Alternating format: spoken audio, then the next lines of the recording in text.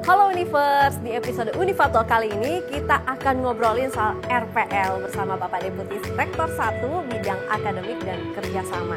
Nah sekarang saya sudah ada di Smart Classroom, salah satu kelas yang akan digunakan untuk pelaksanaan program RPL atau untuk mahasiswa RPL.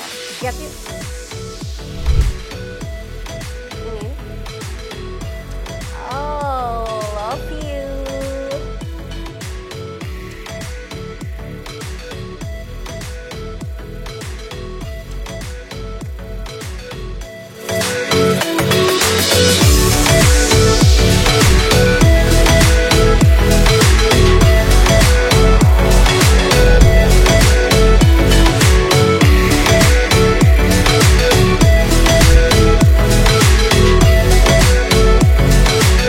Assalamualaikum warahmatullahi wabarakatuh. Halo Univers. Sekarang saya sudah ditemani oleh Deputi Rektor 1 bidang akademik dan kerjasama, yaitu Bapak Dr. Insinyur Ismail Marzuki, MSI. Apa kabar Pak? Ya baik. Alhamdulillah. Nah Pak, banyak sekali yang menanyakan terkait program RPL di Unifa. Apa yang akhirnya membuat Universitas Fajar membuka program RPL ini? Iya, jadi untuk Universitas Fajar sendiri kita memang membuka program rekognisi pembelajaran lampau ini karena kita melihat minimal kita Universitas Fajar ini sudah memiliki dua sumber daya yang ada. Yang pertama adalah sumber daya infrastruktur dan yang kedua sumber daya manusia pelaksana daripada program ini. Nah di sumber daya infrastruktur ini kita memiliki dua kelengkapan infrastruktur. Yang pertama adalah aplikasi Silaju. Jadi Silaju ini adalah sistem informasi pembelajaran lampau, dan yang kedua kita Unifa sudah memiliki LMS IELTS yang mana materi-materi dari setiap mata kuliah yang itu disajikan nanti dalam program LMS tersebut. Nah, sedangkan untuk kesiapan sumber daya manusia ya kita memiliki dosen-dosen yang berkompeten di bidangnya masing-masing. Yang saat ini Unifa juga sudah diberikan kesempatan untuk mengcoaching atau diberikan kesempatan untuk melatih para tenaga-tenaga asesor di setiap program studi yang ada. Nah baik Pak, terus ini kalau misalkan mau ikut RPL, ini jenjang pendidikan yang bisa ditempuh apa? Dari S1 dan S2 juga ya Pak berarti di Unifa? Iya, jadi Universitas Fajar dia melalui izin dari SERA Kemendikbud, Unifa ini diberikan kesempatan untuk menyelenggarakan program RPL ini di 10 program studi. 10 program studi ini, 8 program studi jenjang sarjana dan 2 program studi jenjang magister. Nah, di jenjang sarjana ada program studi ilmu komunikasi S1, hubungan internasional S1, kemudian sastra Inggris S1, akuntansi S1, dan manajemen S1. Nah, sedangkan di Fakultas Teknik itu ada 3 program studi, yakni teknik sipil S1, teknik kimia S1, dan teknik elektro S1. Nah, sedangkan di jenjang magister itu ada 2 program studi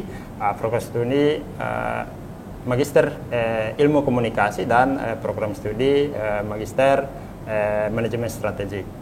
Nah, untuk di program studi ini memang kita menyelenggarakan ini berdasarkan dengan surat izin atau rekomendasi dari Kemendikbud melalui SERA tadi, yang mana Universitas Fajar diberikan kesempatan untuk menyelenggarakan itu.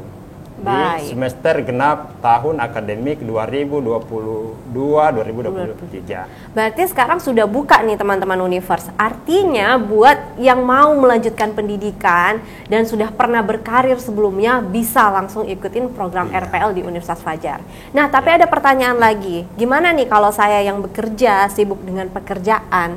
Apakah memang program RPL ini adalah program yang tepat untuk saya yang bekerja? Jadi saya kira program RPL ini sangat cocok bagi mereka yang telah memiliki pengalaman kerja dan juga bagi mereka yang sementara bekerja, karena penyajian perkuliahan dari program RPL ini dilakukan dengan metode asinkronus.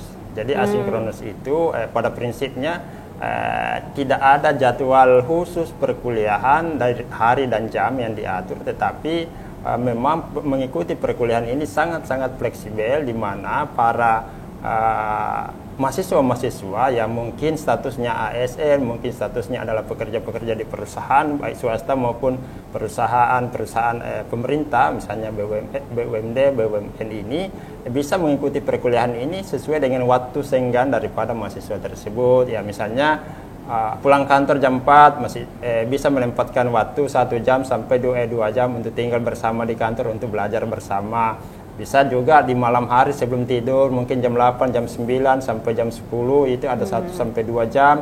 Bisa juga setelah mungkin yang muslim bangun subuh bisa memanfaatkan satu jam, 1,5 jam untuk selanjutnya bersiap-siap sebelum bersiap-siap ke kantor. Jadi ini sangat-sangat fleksibel dan memang sangat mungkin diikuti bagi mereka yang sudah memiliki pengalaman kerja maupun yang mereka yang sedang bekerja saat ini. Wah, sesuai dengan tagline-nya ya Univers, cepat, hemat, dan fleksibel. Jadi sebenarnya bisa siapa saja. Bagaimana Pak dengan misalkan mereka yang freelancer atau selama ini pekerjaannya profesional tapi tidak terikat oleh instansi, apa bukti yang harus mereka bawa ketika ikut program RPL? Iya, jadi memang program RPL ini memang diperuntukkan bagi mereka yang memiliki pengalaman, yang sudah memiliki pengalaman, atau juga mereka yang sudah pernah kuliah tapi tidak selesai. Oh, misalnya, seperti itu. Kuliah 2 semester, 3 semester di perguruan tinggi, suatu perguruan tinggi, lalu kemudian karena sesuatu hal dia tidak bisa menyelesaikan studinya, maka itu juga bisa. Kemudian bagaimana yang memang mereka bekerja sebagai freelance ini, ya itu buktinya adalah bisa melalui surat keterangan atau sertifikat atau piagam dan sejenisnya, termasuk kompetensi yang dimiliki oleh calon mahasiswa yang diperoleh secara otodidak atau mungkin diperoleh secara mandiri. Misalnya saya nih pernah bekerja di bidang administrasi, tetapi pekerjaan administrasi saya menuntut saya harus mampu komputer. Iya. Nah, berarti saya kan harus berpikir, wah saya harus bisa komputer ya. Bagaimana caranya saya bisa komputer supaya menunjang pekerjaan saya? Saya pergi belajar secara otodidak atau mungkin belajar sama teman atau mungkin belajar ikut sama teman misalnya, berarti kan tidak ada bukti. Iya. Nah, kalau tidak ada bukti ini, maka asesmennya nanti saya diminta untuk misalnya unjuk gigi, unjuk aktivitas, bukan unjuk gigi, unjuk aktivitas. Misalnya asesor nanti bagaimana bisa komputer ya, saya bisa. Ada sertifikatnya? Tidak ada, karena saya komputernya ini belajar secara otodidak. Nah, bisa tidak tunjukkan kemampuan komputernya Anda? Ya saya unjuk aktivitas, saya buka laptop, saya tunjukkan kepada asesornya bahwa ini yang saya pelajari, ini yang saya mampu komputer saya itu. Berarti dari situ nanti akan ada penilaian dari proses asesmennya. Akan ada penilaian dari asesor bahwa apakah kompetensi yang saya miliki ini bisa dikonversi menjadi suatu mata kuliah dengan bobot SKS 1 SKS 2 SKS atau 3 SKS. Itu berapa banyak SKS yang bisa dikonversi? Iya, jadi kalau aturannya saat ini yang ada adalah bisa sampai maksimal 75% dari SKS yang ada di satu jenjang studi. Misalnya kalau program studi S1 itu untuk bisa sarjana 145 sampai 150, maka 75% dari 150 itu kira-kira setara dengan sekitar 110 ya sampai 115, sehingga sisa itu ya mungkin ada 35 sampai 40 SKS itu tinggal bisa diikuti perkuliahan 2 sampai 3 semester sudah bisa selesai.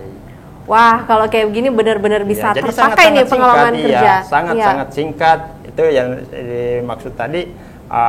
Cepat, bisa cepat. Hemat ya, karena membayarnya mahasiswa ini tergantung daripada semester di mana kita ikut. Kalau kita ikut kuliahnya 3 semester, berarti hanya 3 semester juga kita membayar. Nah, itu fleksibelnya itu tadi, karena tidak ada waktu khusus. Dan yang satu lagi adalah bahwa program RPL Universitas Fajar ini adalah program legal, ya, program legal yang hanya dimiliki oleh untuk wilayah 9 Sultan Batara itu baru 3 perguruan tinggi yang diberikan kesempatan untuk menyelenggarakan program RPL ini, yakni adalah salah satunya adalah Universitas Fajar. Nah, teman-teman Univers yang masih bingung terkait RPL seperti apa, semoga penjelasannya tadi cukup clear ya. Dan bisa langsung nanya nih ke pihak Universitas Fajar atau ke Unifa langsung, atau DM Mimin deh, mau di Instagram, di TikTok, di mana aja bisa. Bahkan bisa cek langsung di websitenya kita. Nah, ada lagi nggak nih yang mau disampaikan Pak Ismail terkait RPL? Iya, jadi yang ingin saya sampaikan untuk saat ini, karena Universitas Fajar kan sudah buka dan sudah menerima mahasiswa baru saat ini, yang ternyata setelah kita melihat bahwa ternyata calon-calon mahasiswa yang sudah ada saat ini itu sudah sangat banyak, dan umumnya mereka ini adalah berasal dari para ASN yang ada di berbagai daerah, bahkan di luar provinsi, seperti yang berasal dari Kalimantan, ada dari Sulawesi Barat. Nah, yang kedua juga mereka yang bekerja di perusahaan-perusahaan pemerintah, BUMN atau BUMD, seperti misalnya mahasiswa dari karyawan PDAM Kota Makassar, ada mahasiswa dari Pelindo, ada mahasiswa dari Sukopindo, ada mahasiswa dari Angkasa Pura. Jadi ini terbuka semua untuk mereka yang mau meningkatkan kompetensi dirinya melalui pendidikan formal yang dilaksanakan oleh Universitas Fajar. Baik, terima kasih banyak Pak Ismail atas waktunya. Nah, berarti kita bisa lihat nih bahwa ternyata pendidikan juga yang secara formal ini bisa menunjang karir teman-teman mahasiswa ataupun teman-teman praktisi dimanapun berada. Bisa langsung cek websitenya Universitas Fajar atau kontak langsung di sini untuk tahu terkait program RPL Universitas Fajar. Sampai ketemu lagi. Bye Univers.